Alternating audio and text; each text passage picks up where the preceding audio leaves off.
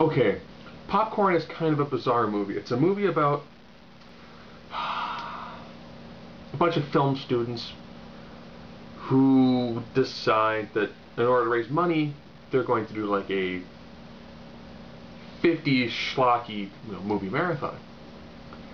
And they decided to do it like old school, where it's like, it's the mosquito, and towards the end, like, a giant mosquito like flies down and you have to like throw popcorn at it to help kill it. They do it in like Stink-O-Vision. In the case of the air ducts, they dump, random smells through. And they have a movie that's got a tingler to it, so the seats are electrified. You can, shock people in their chairs.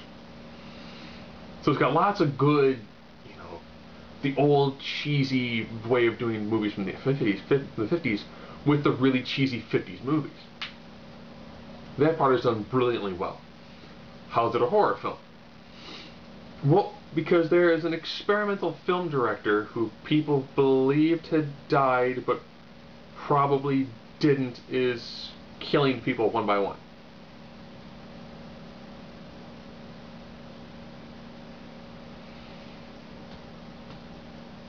The killer has a decent amount of backstory, and they do a really interesting job with the way the killer is able to portray other people. That is done well. It is kind of, it's got the 50s schlock movie backdrop to it, and a definite kind of like, 80s, early 90s sort of slasher feel to it. It's pretty decent, all things considered. When you watch it, you can entirely go, I remember that guy. I remember her too. I don't know what their names are, but I know they've been in like a ton of movies from like 20 years ago.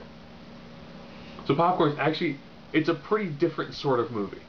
So it's a movie about a movie marathon with a serial killer killing people who are helping to create the movie marathon.